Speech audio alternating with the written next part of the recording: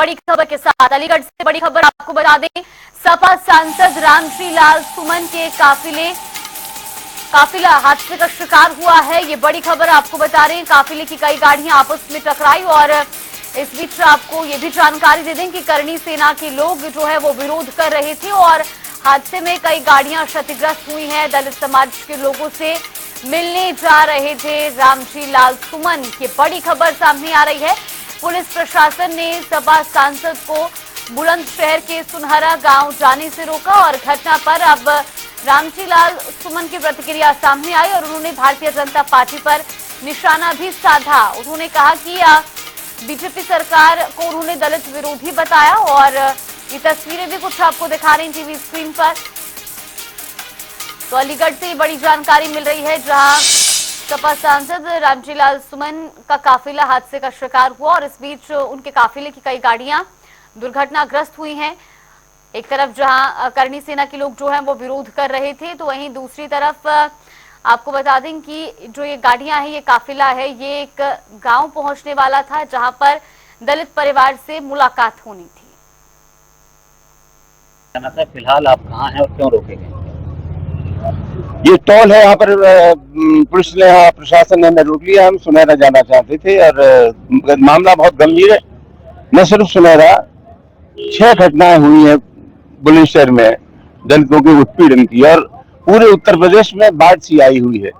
उनकी नाबालिग बच्चियों के साथ बलात्कार हो रहे हैं, बारातें रोकी जा रही हैं, बाबा साहब डॉक्टर भीमराव अम्बेडकर की प्रतिमाएं तोड़ी जा रही है। और मुझे लगता है कि कहीं न कहीं ये जो सरकार है, उत्तर प्रदेश की सरकार, जो सामंती मनोवृत्ति के लोग हैं, उनके दिल की सरकार है, मन की सरकार है। समाजवादी पार्टी के राष्ट्रीय अध्यक्ष श्री अखिलेश यादव जी के निर्देशानुसार हमें अभी सुनहरा जाना था। हमारे साथ हमारे अनुसूचित जाति प्रकोष्ठ के अध्यक्ष भारती जी, लोहिया वाहिनी के प्रदेश अध्यक्ष अम्बेडकर वाहिनी के प्रदेश संतोष जी और पार्टी के जिलाध्यक्ष, ये डेलीगेशन था। हम वहां जाकर के बस स्थिति का पता करना चाहते थे और सही मानों में बात यह है कि पूरे उत्तर प्रदेश में आज दलितों पर अत्याचार की बाढ़ सी आई हुई है। अभी आगरा में नगला तलफी और बंगारा गांव, वहां भी दलितों की बारात नहीं चढ़ने दी। रामपुर में एक दलित बच्ची के साथ जो कुछ हुआ वो लोग आप जानते हैं। हालांकि प्रशासन का कहना यह है कि हमने कार्रवाई की, हम इसको नाकाफी कार्रवाई मानते हैं। कार्रवाई ऐसी होनी चाहिए जिससे संदेश जाए कि भविष्य में इस आशय की घटनाओं की पुनरावृत्ति नहीं होगी और जो लोग इस कुकृत्य में शामिल हैं उनके खिलाफ सख्ती से पेश आया जाएगा। तो मैं नहीं समझता कि इस तरह की घटनाएं बार बार हो सकती हैं। हमें लगता यह है कि ये जो सामंती मनोवृत्ति के लोग हैं, उनको लगता है कि उत्तर प्रदेश की सरकार हमारे मिजाज की सरकार है, हमारे दिल की सरकार है, हमारे मन की सरकार है। सरकार का जो आचरण होता है, समाज की शक्तियों का संचालन बहुत कुछ इस तरह से भी होता है। उत्तर प्रदेश की सरकार है और उत्तर प्रदेश के मुख्यमंत्री योगी फरमाते हैं कि अमन चैन है उत्तर प्रदेश में, कानून व्यवस्था की स्थिति कंट्रोल में है। हम समाजवादी पार्टी के कार्यकर्ता हैं और हम लोग कहते हैं कि उत्तर प्रदेश में कानून व्यवस्था की स्थिति ठीक नहीं है।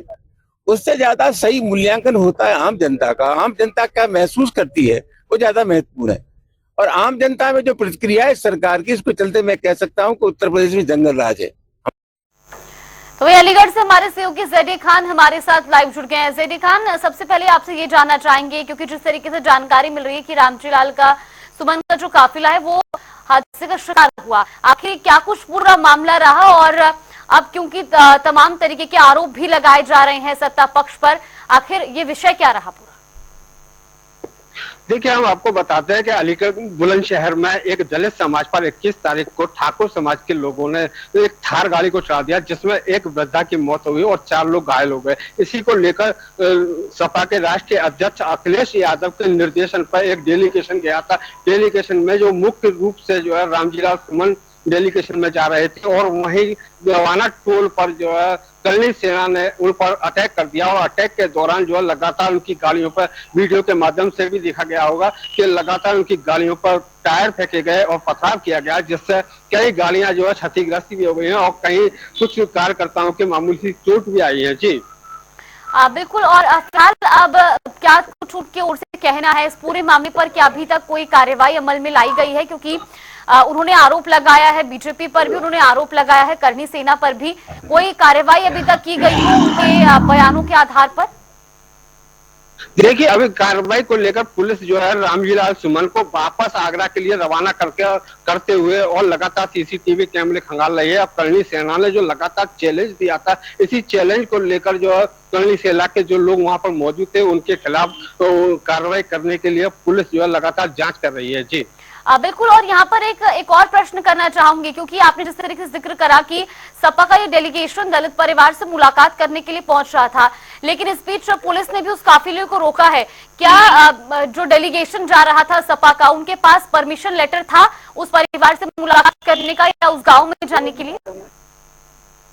देखिए, इस तरीके की अभी पूर्ण रूप से जानकारी नहीं है कि डेलीगेशन जो जा रहा था उसके लिए कोई परमिशन थी, और अगर परमिशन भी होगी तो वो बुलंदशहर के लिए होती। लेकिन जो यहाँ पर घटना हुई है, यहाँ घटना को लेकर जो है बताया जाता है कि अलीगढ़ की सुरक्षा जो है, सुरक्षा में कहीं ना कहीं चूक रही होगी, जिसको लेकर लगातार जो है उनकी डेलीगेशन की गाड़ियों पर हमला किया गया। और हमले में जो है लगातार जो देखा गया है कि कई गाड़ियां भिड़ी हैं और कई गाड़ियां भिड़ने के कारण कुछ लोगों के मामूली सी चोटें भी आ गई हैं। जी चलिए ठीक है ज़ेरे खान, आप इस खबर पर नजर बनाए रखिए। फिलहाल के लिए आपका बहुत बहुत धन्यवाद हमारे साथ जुड़ने के लिए और तमाम जानकारी हम तक पहुंचाने के लिए। तो ये बड़ी जानकारी आपको बता रहे थे अलीगढ़ से, जहां रामजीलाल सुमन का काफिला दरअसल एक घटना का शिकार हुआ और इस बीच काफिले की कई गाड़ियां भी क्षतिग्रस्त हुई हैं और कुछ लोगों को मामूली सी चोट भी आई है। तो वहीं पुलिस अब इस पूरे मामले की जांच कर रही है। इस बीच उन्होंने बीजेपी पर भी और करणी सेना पर भी आरोप लगाए हैं। अब उनके बयानों के आधार पर इस मामले की जांच की जा रही है।